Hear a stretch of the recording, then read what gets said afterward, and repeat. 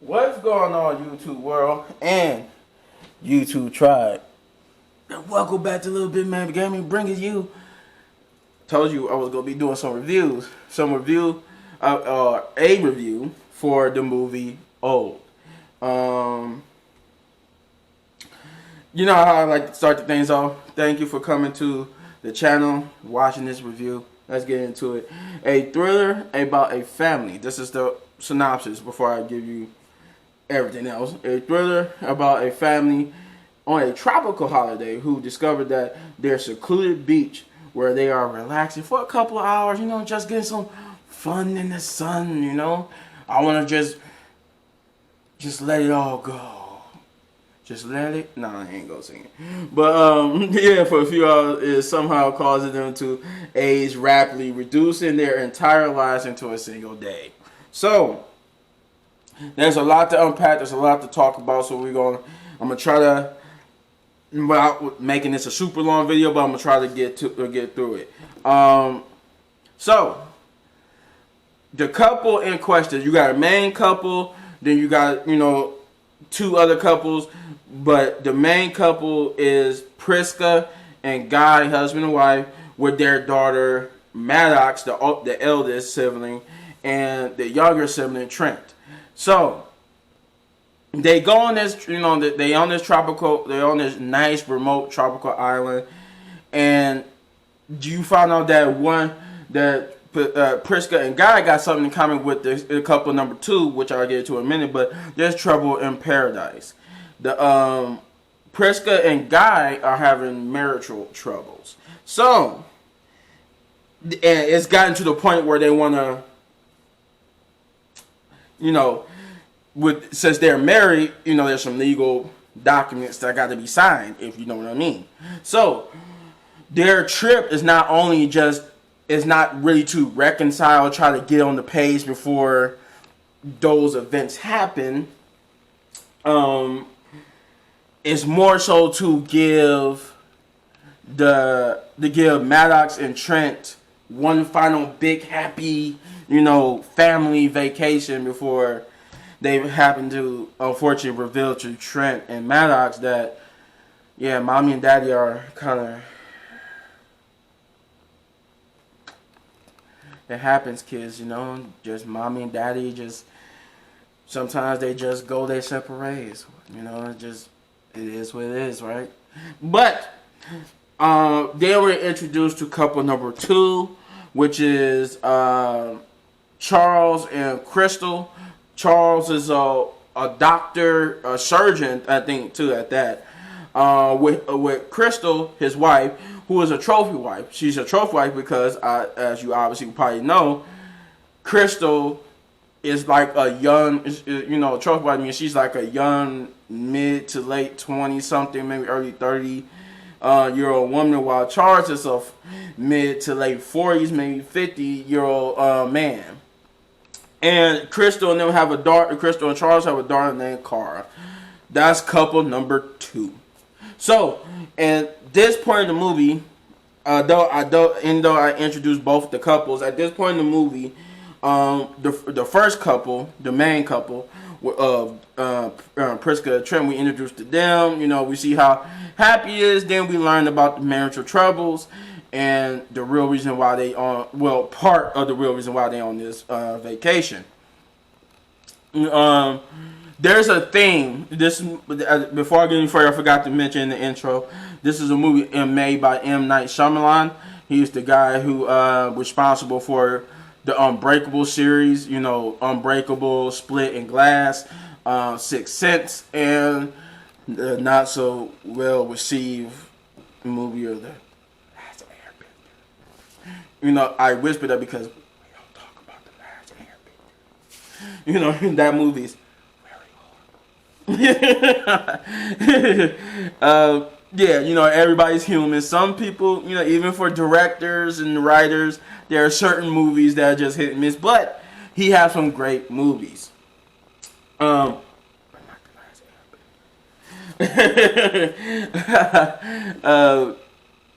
M. Shyamalan, he's actually a character within this movie too. And the reason why I bring that up is because he's I won't say a central figure, but he's part of the central figures of this movie. Because for me, anyway, and correct me if I'm wrong in the comments down below, but I don't remember M. Shyamalan making a movie where he has more than just one scene for a couple of minutes. Like, he's actually in this movie, not throughout, but he's got more than one scene. This is the first time that I noticed that M. Shyamalan is in a movie for more than like a couple of, he's in there for like a couple of scenes. So yeah, they get to the island. You know, they greeted by the island manager. You know, he's given, you know, he gives them this weird, almost like rehearsed greeting, and they show up with these drinks. And these drinks are basically when you reserve your stay at the hotel. They ask you. I guess one of the questions they ask you is, you know, what type of alcoholic like beverage you like. What's your favorite drink? And they have it prepared and made for you when you get there. So, you know, then they get there. You know, Trent and Maddox, they see the island. They are normed by. They get taken to the food area. Trent then happens to meet. I can't remember the boy's name, but I know he's the nephew of the manager. The manager, and you know, basically the big boss guy of the island. He's like the nephew to that guy, and Trent and the boy becomes friends. Now I'm gonna get to it at the end. There's an underlying whole M. Shyamalan says the message, about the message he wanted to send, but yeah. So then, you know, they love it. Then we get a scene where they're arguing. You know, it kind of goes to their marital troubles. We get a deeper look into their marital troubles, and there's breakfast time. That's where we meet couple number 2 of Charles and Crystal, and along with, I forgot to mention too, with Charles and Crystal and Cara are Charles' mother Agnes and I think Agnes' dog. But this is the scene where we introduce to couple number 3. Couple number 3 is Jaren and Patricia, and they don't have a kid, but they're just essential to the plot. Yeah, we introduced them. The reason why I mentioned that is because this scene introduces them with one of the plot twists. One of the little major breadcrumbs of why everything is happening is how we meet Jaren and Patricia. And that's not saying I'm not spoiling anything. That's not saying they are involved in why that's happening. But one of the major connections between all the couples is how we meet Jaren and Patricia.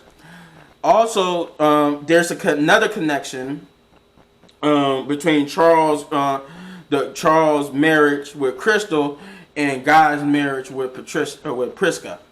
Now, Priska and, you know, like I said, they having marital troubles. Charles and Crystal are also having marital troubles. So now that I got the couple out of the way, the manager, he overall at different points in time, I think we don't see it with couple number 2 and 3, but we do see it with couple number 1. He suggested all the couples about this beach. It's a nice little secluded beach, private. They can be there, won't be disturbed. You know, he sells it to them great. He sells it to them so great that they like, all right, yeah. Well, you know, we're here to, you know, we're on vacation. We're here to experience the ambiance and everything. So yeah, sounds good. You know, sounds good. So they all go, but before they get there, we meet 2 more characters. 2 more characters to introduce here. A rapper going by the name of Midsize Sedan, which I'm guessing is a parody. M. Shyamalan probably wanted to make a parody of how sometimes rappers have ridiculous names. So he we meet Midsize Sedan and a mysterious woman with Midsize Sedan who basically doesn't says anything. She just basically she looks back all flirtatious like with Midsize Sedan, and she strips naked and jumps into the water. And the next thing you see is Mid-Size just walking up to, walking up just a little bit closer, but he got sunglasses on and watching her swim in the water. So that's the last time we see them until the couple gets to the beach. Now the couple is on the beach. They're enjoying the ambiance. They know it's Mid-Size Sedan, but they just figure, hey, he's just another person trying to enjoy the beach. Nothing too abnormal there. And then Maddox noticed Mid-Size Sedan, and she's like, Dad, that's Mid-Size Sedan. And he's like, who? She's like, he's a famous rapper. So she knows. So in this universe, she knows Mid-Size Sedan's music. So at this point, everything's good. Everything's good. They, enjoying the beach. And then a certain event kicks everything off. Everything gets kicked off because of this certain event. And this certain event got them, wanting emergency help. So they tried to get emergency help. But they realized for some strange reason we can't get back off this beach. This little beach. Yeah, they tried to leave. Obviously the same way they came, and realized something's happening, and now we can't. For some reason we can't get off. Obviously without details here, but it's something prevents them from leaving. At this point, they're trying to figure out what to do. They're not getting no cell with service, even though it was strange that they was told by M. This is where you first meet M. Night Shyamalan. I forgot to mention that on their way to the resort and to this beach, it's revealed that the driver who's driving them is M. Night himself. He's playing the character of just like the person who drives you from the airport to the resort, if you have that order, and he drove them to the little secluded beach. So so that's one of many scenes he's in. But yeah. So now they try to realize he was the one who told them that they could be, when they ready to leave, just call them. They'll come back and pick them up. But they trying to figure out, why did he say that if it was no cell reception right here? How did people get off if there was no cell reception? So now it's a big mystery. In comes couple number 3. Couple number 3 is the last couple to get there. And they're like, oh, great. Your guys are here. We have a situation. We need to actually go back and try to get to the guy who brought you here, because, there's a situation. They like, wait a minute, what's going on? What's the situation? And they point to the situation, and they like, holy crap, They was like, yeah. They frantically trying to explain. He's trying to, and Jaren, he's trying to calm them down, tell him like, even if you could go back, and even if you go back, you won't get to him because he's gone. He's already gone. So Jaren and Patricia, they trying to call for help, and they can't get help either, because they can't get cell reception. So they try to leave and realize they can't realize whatever is preventing the other people from leaving is affecting them too. So now we got all 3 couples. We got Mid-Size Sedan. We got a event that's putting Mid-Size Sedan as a prime suspect, and the event starts to unfold. Now we got the rapid aging of the kids and all that type of stuff, and there's a reason for the rapid aging, and that's what made, like, because this event already got them worried that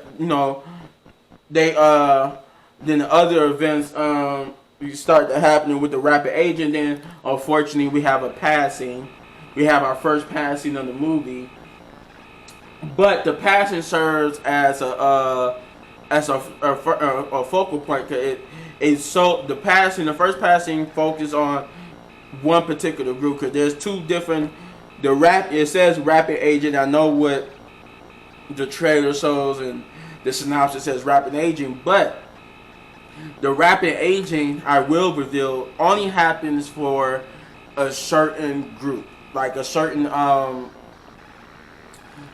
group, and that's the kids. The kids rapidly age now. The dogs rapidly age too, but not at the rate of the children. If you get where I'm trying to go with this, the children, they figured out that thanks to the children's rapid aging, they figured out that every half hour, basically every 30 minutes, is equivalent to a year, which means that they realized that means a whole hour, 60 minutes is equivalent to 2 years, and they break it down, and obviously that means another 60 minutes or 2 hours is equal to 4 years of your life. So they realized, I think what they come to the realization that it was, and Mishai Sadan's the one who brought this to realization. He says that he tells them that roughly, if our estimate is right, then we're going to roughly live out 50 years of our life in a single day, almost a lifetime. So it's a race against time, because we realized that the first death was due to the fact that, you know, it was a person that was already of adultness, you know. So the things unfold in a race against time, and as they realize time is not on their side, because every time and how long it takes, they realize the kids, they got older. And the kid, like I think the kid, like Trenton, Maddox, and Carr. Trent and Carr was 6 years old, respectively. Carr just turned 6, Trent was 6, and Maddox was 11. Trent and Maddox went from being from 6 and 11 to 16.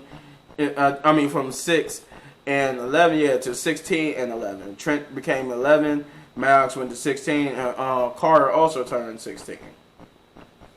Then I think they age again.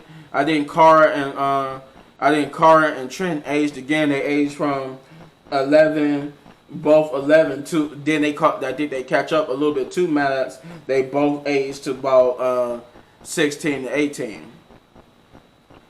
Events unfold. The kids realize some people die, and eventually the mystery is solved. But was it solved too late? The other thing I want to point out too that's great about this movie is the underlying message, and the message that they send is because it's a message. The message he put in the movie is that everybody in the movie, not just I think except for the kids, but I think it's mostly all the adults, is that everybody's not living in the moment. Either somebody's living in the past, somebody's living in the future, but they're not living in the moment. And the underlying message is that live in the moment and not in the past or the future. As you'll see that people mention that a lot in this movie, and it's just like it took people dying and it being too late for people to realize that they should be living in the moment instead of living in the past or the future, things like that. So there is a sinister plot, and like with M. Night's movies, there's a sinister plot, there's a sinister twist. I won't get into it, but for some it might be good, some might be like, oh yeah, I saw that coming a mile away, whatever. That was horrible. But overall, there's a good and bad. But if I were to give this movie anything, I would give it a 7.5. Big ups, because the movie, in my opinion, the movie is a great. Is it like one of those movies that you could keep going to the movies to go see? No, maybe not that good, but it is worth going to the movies to see at least once. If you enjoy like murder mysteries or mysteries and M. Night's particular way how he do mysteries and whatnot, and you enjoy that, this is a good movie that he nails the mystery. He keeps you intrigued. You want to know. It keeps you into, because you want to know why they aging like that, why things are happening to them like that. Is it supernatural? Is it something else? It gets you to wanting to know that. But yeah, that's about it. That's all I got. It's a great movie. In my opinion, if you think, for those who enjoy movies like this, you will enjoy it. I will say it. Some of you won't enjoy it, I see comments of other people's reviews. So it's some people that just want to enjoy it. Some people that will enjoy it. But overall, it's a great time. If you can enjoy the movie, you will enjoy it. I enjoyed it. And yeah, that's all I got. I do got a reaction coming up for you guys for the new Chucky TV series. So yeah, I'm going to do a reaction to that. But if you enjoyed this video, then hit this button right there in the upper right corner for all of my review videos. And if you truly and really and deeply enjoy my review and my semi non-spoilerly breakdown in the movie, then hit that subscribe button, hit that like button, and turn that notification button on too. And as always, hit any one of these videos, whatever they pop up on the screen, for more of my amazing content. But that's all I got. Yeah, that's it. Stay tuned for that reaction.